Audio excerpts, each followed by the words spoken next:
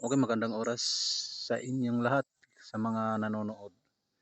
Magtatanim tayo ng kakao, kung paano magtanim. Ito ang area na tataniman ko. Ayan, oh. Intercropping ang gagawin ko, may mga puno ng nyug ito. Dito ko sa gitna ng pagitan ng mga nyug dahil intercropping nga. Ito ang mga nyug, oh. Matataas na to eh. Kaya hindi na ito sagabal sa pagtubo o paglaki ng mga kakao na itatanim ko dito. Hindi ko muna ito lininisan, marami pang damo ito. Dahil sa mga sabi-sabi ng mga nakatatanda, mas maigi daw, magaling daw yung hindi pa nililinisan kasi ang lupa niya ay malamig. Kasi ang araw din, ang sunlight hindi nakakadiretso sa lupa dahil sa mga dahon ng nyug. Kaya mas maganda daw ito taniman. Kagabi umulan kaya mas maganda magtanim ka. Ngayon umaga magtatanim na ako dahil basa pa ang lupa. Bago magtanim, papakita ko muna sa inyo ang siyempre yung planting material at mga kasangkapan na gagamitin nyo kasi importante yun eh. Una, ito yung kakao na itatanim ko. Ito malalaki na ito eh. Hindi ko nga alam kung ilang buwan na ito, ilang taon na kasi binigay lang ito sa akin ng province, yung Department of Agriculture, Province of Samar. So binigyan pa ako ng 20 piraso. So ito, yan. Ito yung nagdala din ako ng tagad para panghukay madali ka makahukay. Kasi kung bulo lang matatagalan ka. Saka mayroon din akong pala, may itak siyempre panlinis ng damo. At kailangan nakabots ka rin eh. Nagbots nga ako para safety tayo sa mga tinik. Kasi matitinik dito. Kailangan safety tayo. At siyempre mayroon din akong dalang panukat sa paghuhukay natin. Ito, ang stick na to, sa pagkakalam ko, kalahating metro yung gagamitin nating sukat. So, kalahating metro ito, i-square mo lang, yun, magbubutas ka na o maghuhukay ka na sa tataniman. Maghanda muna tayo ng abono para ito na lang ginawa ko. Maglagay na lang tayo ng plastic bottle na patakalan ng fertilizer.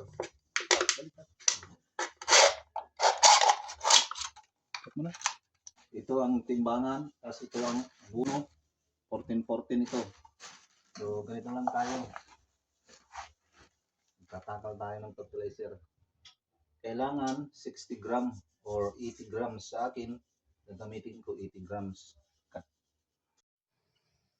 Pasensya na. Naglagay lang ako ng pinaka pismas sa pansamantala sa mukha ko kasi sensitive ako sa mga alikabok na hatsing-hatsing pa ako. Pasensya na din dahil nagbibideo ako, nagtatanim. Dahil ang kasama ko dito, yung anak ko lang yun, maliit pa. Wala akong ibang kasama. Pero okay lang, at least malaman nyo kung paano magtanim ng kakao. Para-paraan lang naman eh. Pati yung mga sukat, alam nyo, hindi pa prehas eh. Kanya-kanyang sukat sa pagtatanim. Pero sa akin, ito talaga, kalahating metro yung sukat na huhukayin natin. Okay, magtatanim na tayo ng kakao. Ito, susukatin natin ha. Ito yung panukat. Ito, ayan. Ganyan. I-score lang natin.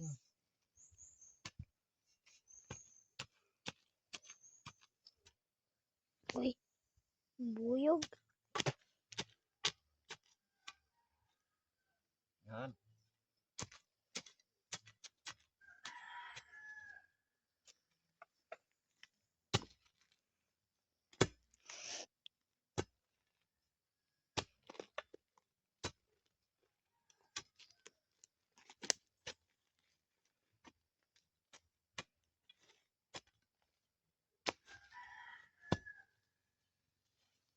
At kailangan yung topsoil, itong lupa, isisiparit natin yan ha, dahil ito yung uunahin natin mamaya pag nakatanim na tayo ng kakao. Siparit lang natin muna.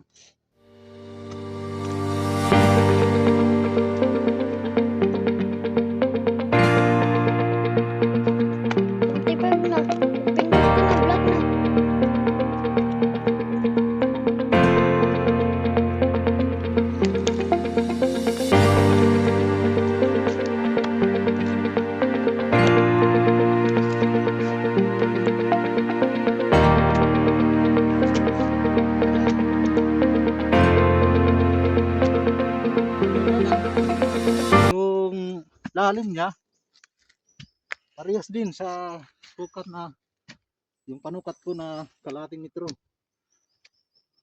Ganon din ang lalim ng ating pag-uukay. So, madali lang ito, madali. Pa, pula na. Parang. Ito na, tapos na tayo magbutas. Yan. Yan. Ito na yung kakao natin.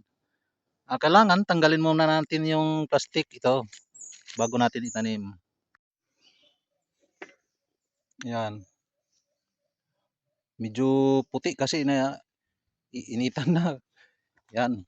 Yung butas. Maglalagay na tayo ng abono, yung fertilizer natin na 14-14. Yan. Yung paglagay natin, paikot lang. Ayan. Ganyan. Ikot lang.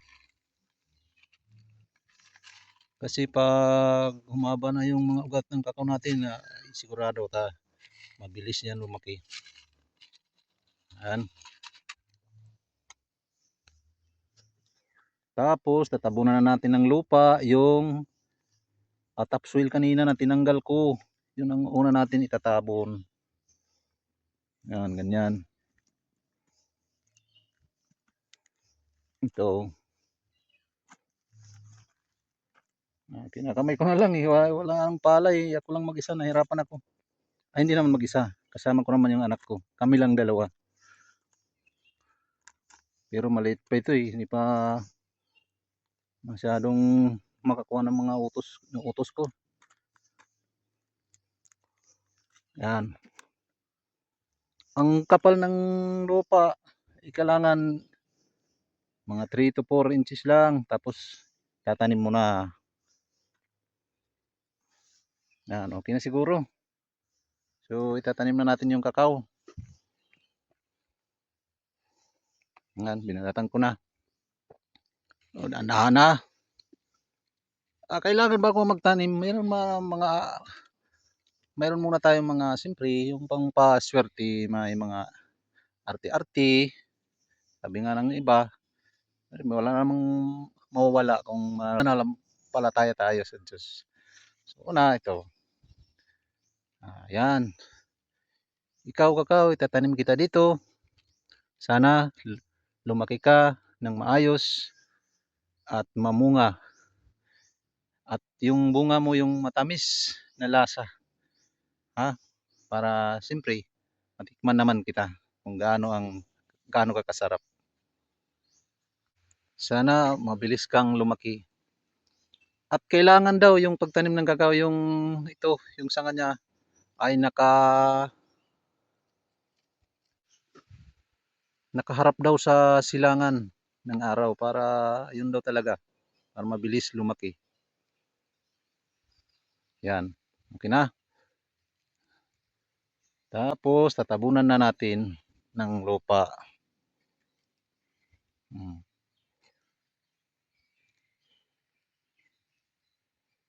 Yan.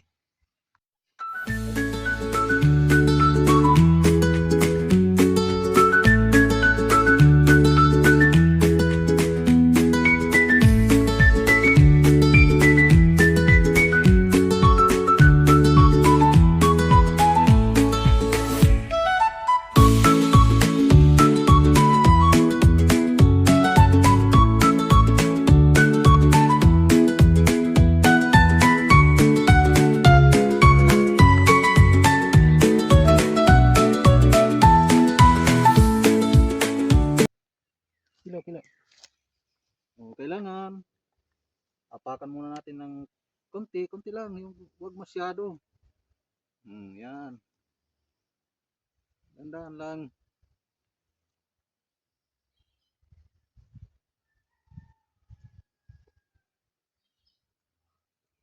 Mm.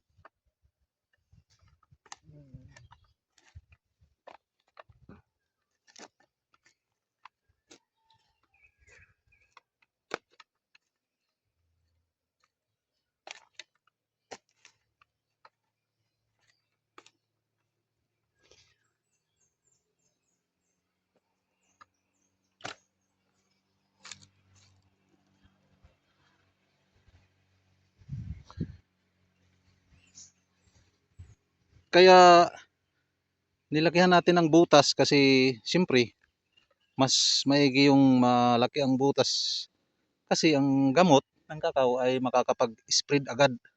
Kasi yung maliit ang butas mo, siyempre hindi makaka-spread ang ugat ng kakao. Mahirapan eh.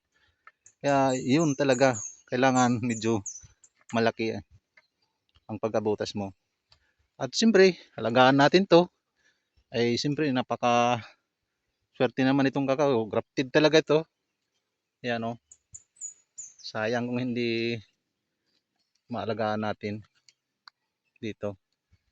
Siguro mga 2 to 3 years, bubunga na siguro ito. Yan. So, okay na. Tapos na tayo magtanim. So, lamang na tayo. 1-0. Ito yung nyog, sinasabi ko kanina. Ito yung una.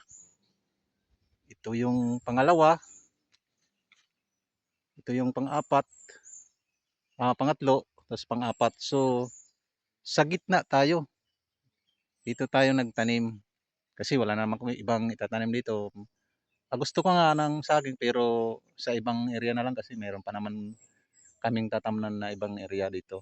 So, ito na lang. Kakao na lang. Ipag